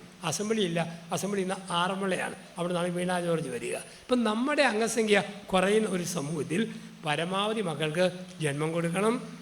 ആ മക്കളെ നന്മയിൽ വളർത്തണം. നമുക്ക് പറയാൻ പറ്റുമോ കൊച്ചു കുഞ്ഞുങ്ങൾ അവിടെ ഓടിക്കളിക്കുന്നു, ഇവിടെ ഇരിക്കുന്നു. ഇവരൊക്കെ നാളെ ആരായി തീരുമെന്ന് ആർക്കാ പറയാൻ പറ്റുക? അതുകൊണ്ടാണ് ഓരോ അമ്മയും കുഞ്ഞിനെ തൊട്ടിലിട്ട് താരാട്ട് പാടും. എന്താണ് താരാട്ട്? രാരോ രാരീരാരോ. നമ്മളോർക്കും കേൾക്കാൻ രസമുള്ള ലല്ലവി പല്ലവി ഈരടി അമ്മ വെറുതെ പാടുക അല്ല. ഓരോ അമ്മയും കുഞ്ഞിനെ തൊട്ടിയിലിട്ടാട്ടിക്കൊണ്ട് ദൈവത്തിൻ്റെ മുഖത്ത് നോക്കി ചോദിക്കുന്ന ചോദ്യമാണ് താരാട്ട്. എന്താണ് ചോദ്യം? എൻ്റെ ദൈവമേ, തൊട്ടി കിടക്കുന്ന ഈ സാധനം ആരാരോ? ഇത് ശിവരശനാണോ, ബീരപ്പനാണോ, ഒസാമ ബിൻ ലാദനാണോ, ഹമാസിൻ്റെ സന്തതിയാണോ? ഇതാരാരോ? ഈ കിടക്കുന്നത് രസതന്ത്രക്കാരി കൂടത്തായി ജോളിയാണോ, ഊർജതന്ത്രക്കാരി സരിതാ നായരാണോ, നയതന്ത്രക്കാരി സ്വപ്ന സുരേഷാണോ? ഇതാരീരാരോ? അറിയത്തില്ല. അതുകൊണ്ടാണ് നമ്മുടെ കുഞ്ഞുങ്ങൾക്ക് 3 വിദ്യാഭ്യാസം കൊടുക്കണം. 3 വിദ്യാഭ്യാസം. 1 ഭൗതിക വിദ്യാഭ്യാസം, പരമാവധി പഠിപ്പിക്കണം. ആ കൂട്ടത്തിൽ ചില കാര്യം ഓർക്കുക, ഒരിക്കലും 3 വയസ്സിനും 12 വയസ്സിനിടയിൽ പ്രായമുള്ള കുഞ്ഞുങ്ങൾ 20 മിനിറ്റ് കൂടുതൽ മൊബൈൽ ഫോൺ ചെവി വെക്കരുത്. ഇത് ലോകാരോഗ്യ സംഘടന പഠിപ്പിക്കുന്നു. ആ കുഞ്ഞുങ്ങൾ അങ്ങനെ വെച്ചാൽ 12ാം വയസ്സിൽ നിങ്ങളുടെ പ്രിയപ്പെട്ട മക്കൾക്ക് ബ്രെയിൻ ട്യൂമറിൻ്റെ ആരംഭം വരും. കരഞ്ഞാലും പിടിച്ചു മേടിക്കണം, വെച്ചുകൊണ്ടിരിക്കാൻ അനുവദിക്കും. ലാൻഡ് ഫോൺ വെക്കാം, മൊബൈൽ ഫോൺ. 2 കമ്പ്യൂട്ടറിൽ കാർട്ടൂൺ കാണിച്ചുകൊണ്ട് പന്നിക്കിട്ട് പടക്കം വരുന്നല്ലോ കുഞ്ഞ് ഉരുളി വായിലേക്ക് ഇടരുത്. അങ്ങനെ കൊടുത്താൽ ദഹനരസം പോവുകയും 9ാം വയസ്സിൽ കുടലിൽ അക്യൂട്ട് അൾസറുള്ള കുഞ്ഞുങ്ങളെ ലഭിക്കും. നിങ്ങളും വാർത്തയോ പ്രോഗ്രാമോ ഭക്ഷണം കഴിക്കരുത്. കുഞ്ഞുങ്ങൾ കൊടുക്കുന്ന നെഗറ്റീവ് ട്രെയിനിങ്ങാണ്. ഇപ്പം ഭൗതിക വിദ്യാഭ്യാസം കൊടുക്കുക. 2 ആത്മീയ വിദ്യാഭ്യാസം. 5 വയസ്സിനുള്ളിൽ സഭയുടെ പരമ്പരാഗത ഗാനങ്ങൾ, മരാമൺ കൺവെൻഷൻ്റെ നല്ല പാട്ടുകൾ, വേദപുസ്തക വചനങ്ങൾ കുഞ്ഞുങ്ങൾ പഠിക്കണം. സഭയുടെ പ്രാർത്ഥനകൾ കുഞ്ഞുങ്ങൾ പഠിക്കണം. ABCD 1 2 3 നഴ്സറി പഠിപ്പിക്കും. മുലപ്പാലിൻ്റെ കൂടെ സഭയുടെ മൂല്യങ്ങളും ആചാരങ്ങളും കുഞ്ഞുങ്ങളിലേക്ക് പകരണം. ആത്മീയ വിദ്യാഭ്യാസം. അതുകൊണ്ടാണ് സൺഡേ ക്ലാസ്സിലൊക്കെ ബൈബിൾ ക്ലാസ്സിൽ കുഞ്ഞുങ്ങൾ പങ്കെടുക്കുന്നുണ്ടോ ശരിക്കും ശ്രദ്ധിക്കണം. 3 സെക്സ് എഡ്യൂക്കേഷൻ, ലൈംഗികതയുടെ ദൈവികത, വിശുദ്ധി കുഞ്ഞുങ്ങൾക്ക് പറഞ്ഞു കൊടുക്കണം. ഇതൊക്കെ നമ്മുടെ വളർത്താൻ അനുവദിക്കുന്ന ഭാഗങ്ങളാണ്. 6 വ്യഭിചാരം ചെയ്യൽ. എന്താ വ്യഭിചാരം ചെയ്യൽ? ഇന്ന് പ്രവൃത്തിയിലെ വ്യഭിചാരത്തേക്കാൾ ചിന്തയിലെ വ്യഭിചാരമാണ് കൂടുതലായിട്ടുള്ളത്. ഇവിടെ നിങ്ങൾ ചെറിയൊരു സമൂഹമാണ്. ഇവിടെയുള്ള പല ആണുങ്ങൾക്കും 2 ഭാര്യമാരുണ്ട്, ഭാര്യ അറിയുന്നില്ലെന്നുള്ളതേ ഉള്ളൂ. പല പെണ്ണുങ്ങൾക്കും 2 കെട്ടിയവന്മാരുണ്ട്, ഭർത്താവ് അറിഞ്ഞിട്ടില്ല. ഒരാൻറ്റി എന്നെ നോക്കി കണ്ണുകളിൽ നോക്കുന്നു, ചെന്നാ പറയുന്നതെന്ന്. വിവാഹത്തിന് മുമ്പ് പെണ്ണുങ്ങൾക്കൊരു സ്വപ്നം, ഞാൻ കെട്ടുന്ന പുരുഷന് മമ്മൂട്ടിയുടെ ശരീരം, മോഹൻലാലിൻ്റെ ചെരിഞ്ഞ് നടപ്പ്, ഉണ്ണിമുഖത്തിൻ്റെ കട്ടിയ മസിൽ, പിതിരാജിൻ്റെ മീശ, ഇതൊക്കെ വേണം. ദൈവം തന്നതോ കൊടക്കമ്പി പോലെ മെലിഞ്ഞ ഒരാളെ തന്നു. പിന്നെ കട്ടിമസിൽ ഓർത്താൽ ഹൃദയത്തിലെ വ്യഭിചാരം. ഭർത്താവ് ആഗ്രഹിച്ചു, ഞാൻ കെട്ടുന്ന പെണ്ണിന് 80കളിലെ ശോഭനയുടെ വണ്ണം, 90ലെ ദിവ്യാവുണിയുടെ വെടലി, 2000ലെ കാവ്യമാധവൻ്റെ കണ്ണ്, 2010ലെ സമ്പ്രദാസിൻ്റെ കോമ്പല്ല്. കിട്ടിയതോ ചാളമേരിയെ പോലെ ഒരാളെ കിട്ടിയ ആളെ കൊണ്ട് സന്തോഷം. അതിനപ്പുറത്തെ ചിന്തയ്ക്ക് വിളിക്കും വ്യഭിചാരം. 7 കള്ളസാക്ഷ്യം പറയൽ. ഒരിക്കലും ഒരപ്പൻ അമ്മ ആരെക്കുറിച്ചും മോശം പറയൽ. അങ്ങനെ പറഞ്ഞാൽ നിങ്ങളുടെ മക്കളെക്കുറിച്ച് നാളെ ആരെങ്കിലും പറയും. പണ്ട് സ്വരം മാറ്റി ഫോൺ വിളിക്കാം, ഊമൊക്കത്ത് എഴുതാം. ഇന്ന് തൊഴിലാ കമ്പനികളുടെ ഗ്രൂപ്പായ വാട്സപ്പ് എന്ന സെക്ഷനുണ്ട്. അതിനകത്താണ് വെറും ചന്തകളും 3-ാം കൂലിയും തോന്നുന്നതൊക്കെ എഴുതി വിടും. ശുദ്ധ അസംബന്ധങ്ങൾ. അതുകൊണ്ടാണ് TV വാർത്ത ഷെയർ ചെയ്യാം, നിലവാരമില്ലാത്ത വാട്സപ്പ് വാർത്തകൾ ഷെയർ ചെയ്യില്ല. സത്യമാണെന്നറിയത്തില്ല. ഒരു ഇൻ്റർവ്യൂവിൽ സിനിമ എന്ന് ഇന്നസെൻ്റ് എന്നോട് പറഞ്ഞു, അച്ഛാ ഞാൻ 2 പ്രാവശ്യം മരിച്ചെന്ന് വാട്സപ്പിൽ വാർത്ത പോയി. എസ് ജാനകി എന്ന ജാനകിയമ്മ മരിച്ചത് 2 പ്രാവശ്യം വാർത്ത. ആർക്കും എന്ത് കള്ളത്തിനും പറഞ്ഞു വിടാം. അതുകൊണ്ടാണ് പറയുക, നല്ല പണിയുള്ളവന് തംസപ്പ്, ചെറിയ പണിയുള്ളവന് സിപ്പപ്പ്, ഒരു പണിയില്ലാത്തവന് വാട്സപ്പ് എന്നാണ് പറയുക. അപ്പോൾ അത് മോശമാണെന്നല്ല, നിലവാരമില്ലാത്തത് ഷെയർ ചെയ്യൽ, സത്യം അറിയാതെ നന്മ ഉപയോഗിക്കുക, തിന്മയെ തിരസ്കരിക്കുക. 8 മോഷ്ടിക്കരുത്. ഒരു കുടുംബത്തിൽ അനുഗ്രഹം വേണോ, അർഹതയില്ലാത്ത 10 രൂപ നിങ്ങളുടെ പെരയ്ക്കകത്തിരിക്കരുത്. സത്യസന്ധതയില്ലാത്ത ഒരു 100 രൂപ പെരയ്ക്കകത്തിരിക്കരുത്. ഉദാഹരണം, നാട്ടിലെ പണിക്കൂലി 500. ഒരു പാവപ്പെട്ടവന് വിശന്നിട്ട് പറയുക, ഞാൻ 300-ന് പണിതേക്കാം. അങ്ങനെ 300-ന് പണിയിച്ചാൽ അവനെ സമ്മതിച്ചാൽ മുതലാളി 200 കട്ട കള്ളന. നാട്ടു നടപ്പിന് കൂലി കൊടുക്കാതെ പണിയിപ്പിച്ചാൽ 500 മേടിക്കുന്നവൻ 300 പണിതിട്ട് മുതലാളിയെ കളിപ്പിച്ച് അവൻ്റെ മക്കൾ അനുഭവിക്കുകയല്ല. അർഹതയില്ലാത്ത പണം കൈവെക്കരുത്. ഒരു സപ്ലൈ ഓഫീസർ എൻ്റെ അടുക്ക് വന്ന് കൗൺസിലിംഗ്. അദ്ദേഹം പറഞ്ഞു, ലോകം മഹാമോശം. എന്താ? എൻ്റെ അച്ഛ ഒരു റേഷൻ കടക്കാരൻ ഒരു ഫയലിൽ ഒപ്പിടാൻ വേണ്ടി 500 രൂപ കൈക്കൂലി തന്നത് കള്ളനോട്ടായിരുന്നു. കൈക്കൂലിക്ക് കുഴപ്പമില്ല, കള്ളനോട്ടിനാണോ പ്രശ്നം? സത്യസന്ധതയില്ലാത്ത ഒന്നും എൻ്റെ മുറിക്കകത്തോ വീട്ടിലോ വരുത്, മോഷ്ടിക്കരുത്. 9, അന്യൻ്റെ ഭാര്യയെ മോഹിക്കരുത്. ധാരോടാ? ആണുങ്ങളോട്, ഒപ്പം പെണ്ണുങ്ങളോട്. കൂട്ടുകാരായിട്ട് കെട്ടിയവനെ ദാഹിക്കരുത്. ഒരു വണ്ടിയെ കയറിയിട്ട് മറ്റൊരു വണ്ടി ഓർക്കരുത്. ഞാൻ ചെങ്ങന്നൂരിൽ നിൽക്കുന്നു, കോട്ടയത്തിനും പോകണം, അതേസമയം കൊട്ടാരക്കരിക്കും പോകണം. ആദ്യം കോട്ടയം വണ്ടി വന്നു.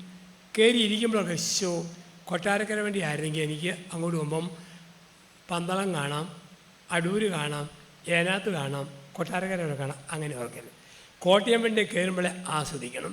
കല്ലിശ്ശേരി, തിരുവല്ല, ചങ്ങനാശ്ശേരി, ചിങ്ങവനം, കോട്ടയം വഴി ആസ്വദിക്കണം. ഞാൻ കത്തോലിക്കാ സഭയിൽ വിവാഹം കഴിക്കാത്ത സന്യാസ സമൂഹത്തിലെ വൈദികൻ, 30 വർഷമായി അച്ഛനായിട്ട്. ഇടയ്ക്കിടയ്ക്ക് തോന്നുന്നു, കല്യാണത്തിൻ്റെ വണ്ടിയായിരുന്നു നല്ല വണ്ടി. വീട് കണ്ടതിനും കാറ് കണ്ടതിനും കൂട് കണ്ടതിനും ഓർക്കരുത്. ഈ വണ്ടി ഞാൻ ആസ്വദിക്കണം. എൻ്റെ വണ്ടി തെറ്റിപ്പോയ ദൈവമെന്ന് ഓർക്കുമ്പോൾ എന്നോട് കോളേജിൽ പഠിച്ച 3 മക്കളെ അപ്പൻ്റെ കത്ത് ജോസഫ് അച്ഛ, അപ്പനായൊരിനി അച്ഛനാകുന്ന സഭ വല്ലതുകൊണ്ടോ? അവൻ്റെ വണ്ടി എടുത്തു. ഞാൻ കുറച്ച് നാൾ മുമ്പ് പരിമല കോളേജിൽ എന്നെ പഠിപ്പിച്ചൊരു സാറിനെ കാണാൻ വന്നു. അപ്പോൾ അദ്ദേഹം പ്രായമാണ്, എങ്കിലും ആരോഗ്യമാണ്. അച്ഛനൊന്ന് കാണാനിരിക്കുകയായിരുന്നു. ചെന്താ ഒരു സംശയം. ഞാൻ ചെന്താ അച്ഛനായി കഴിഞ്ഞ് എന്തിനും പെണ്ണ് കെട്ടണമെന്ന് അച്ഛന് കാര്യമായി തോന്നിയിട്ടുള്ളൂ. ഞാൻ അതെന്താ? അച്ഛൻ്റെ പ്രസംഗം കഴിഞ്ഞ് ഞങ്ങൾ കുടുംബത്തോടെ ചിരിക്കാറുണ്ട്. വേണ്ടാത്ത വല്ല തോന്നലും ഉണ്ടെന്നറിയാൻ വേണ്ടി ചോദിച്ചതാണ്. ഞാൻ പറഞ്ഞു, സത്യം പറയാമല്ലോ, കഴിഞ്ഞ വർഷം ഒരു ദിവസം അടുപ്പിച്ച് 3 പ്രാവശ്യം ഇന്ന് തന്നെ പെണ്ണ് കെട്ടണമെന്ന് എനിക്ക് തോന്നിയിട്ടുണ്ട്. അതെന്താ? ധ്യാനിപ്പിച്ച് മടുത്ത് വന്ന് കുപ്പായം അലക്കിയിട്ടപ്പം കഴിച്ചു കൂട്ടി. ഞാൻ ഓർത്തു, ഒരു ഭാര്യ ഉണ്ടായിരുന്നെങ്കിൽ അലക്കി കിട്ടിയതിനല്ലോ എന്ന് ഞാനൊന്ന് ഓർത്തു പോയി. ഉടനെ ആ സാറ് പറഞ്ഞു, എൻ്റെ അച്ഛാ ഇനി മേലിൽ അങ്ങനെ ഓർത്തേക്കരുത്. അതെന്താ? എൻ്റെ അച്ചു എൻ്റെ പേപ്പർ നോക്കി ഇന്നും അവിടെ സകലമാന തുണിയും എന്നെക്കൊണ്ട് അച്ഛാ അലക്കിപ്പിക്കുന്നത്. എവിടെയാണ് ഉറച്ചിരിക്കുക? മറ്റും ചിന്തിക്കാതിരിക്കുക. മണിക്കൂറൊന്ന് കഴിയുന്നു, അവസാനിപ്പിക്കട്ടെ. 10, അന്യൻ്റെ വസ്തു ആഗ്രഹിക്കരുത്. അന്യൻ്റെ വസ്തു, അതിൻ്റെ വ്യാഖ്യാനം എന്താ? കിട്ടിയ പണം കൊണ്ട് ജീവിക്കാൻ പഠിക്കണം, ആർത്തി കാണിക്കരുത്. ഉദാഹരണം, 8 ലക്ഷത്തിന് കാറ് മേടിക്കാൻ കഴിവുള്ളവൻ 7 ലക്ഷം കൂടെ കടം മേടിച്ച് 15 ലക്ഷത്തിന് കാറ് മേടിക്കില്ല. 8 ലക്ഷത്തിൻ്റെ കാറേ മേടിക്കാവൂ. 10 ലക്ഷത്തിൻ്റെ വില തട്ടിക്കൂടുന്നവൻ 20 ലക്ഷം കാട്ടി 30 ലക്ഷത്തിൻ്റെ വില പണിയല്ലേ. ഉള്ള കാശിൽ ഉള്ളതേ ചെയ്യാവൂ. എന്ന് പറഞ്ഞാൽ പ്രധാനമന്ത്രി കിട്ടുന്ന ചികിത്സ അച്ഛനായി ഞാൻ പ്രതീക്ഷിക്കരുത്. അച്ഛനായി എനിക്ക് കിട്ടുന്ന ചികിത്സ ഒരു തർമ്മക്കാരൻ പ്രതീക്ഷിക്കരുത്. ദൈവം എന്ന ജീവദാസന് ചേർന്ന രീതി അപ്പോഴത്തേക്കും ആർത്തി കാണിക്കാതിരിക്കുക. അപ്പോൾ വീട് കാനാൻ ദേശമാവും. തേനും പാലും ഒഴുകുന്ന ഒരു കാനാൻ ദേശം. അബ്രഹാമിൻ്റെ ഭവനം പോലെ വിശ്വാസത്തിൻ്റെ കുടുംബം, ജോബിൻ്റെ ഭവനം പോലെ സഹനത്തിൽ ദൈവത്തെ സ്തുതിക്കുന്ന കുടുംബം, തിരുകുടുംബം പോലെ പ്രാർത്ഥിക്കുന്ന കുടുംബം, ലാസറിൻ്റെ വീട് പോലെ പുനരുത്ഥാനത്തിൻ്റെ ഭവനം, ശിമോൻ്റെ ഭൂമയുടെ പോലെ പാപബന്ധത്തിൻ്റെ ഭവനം, വെളിപാട് പുസ്തകത്തിലെ ശുദ്ധിമാന്മാരെ ശുദ്ധിമതികളും സ്തുതിക്കുന്ന സ്വർഗീയ ഭവനം. അങ്ങനെ ഭവനം ആയിത്തീരുവാൻ നമ്മുടെ ഒത്തുവരവും നാളത്തെ ഞായറാഴ്ച ആചരണവും തുടർന്നുള്ള നാളുകളെല്ലാം നമ്മളെ ശക്തിപ്പെടുത്തട്ടെ. വന്നവനും വരുവാനുള്ളവനുമായ ക്രിസ്തുവിൻ്റെ നാമത്തിൽ ആമേൻ.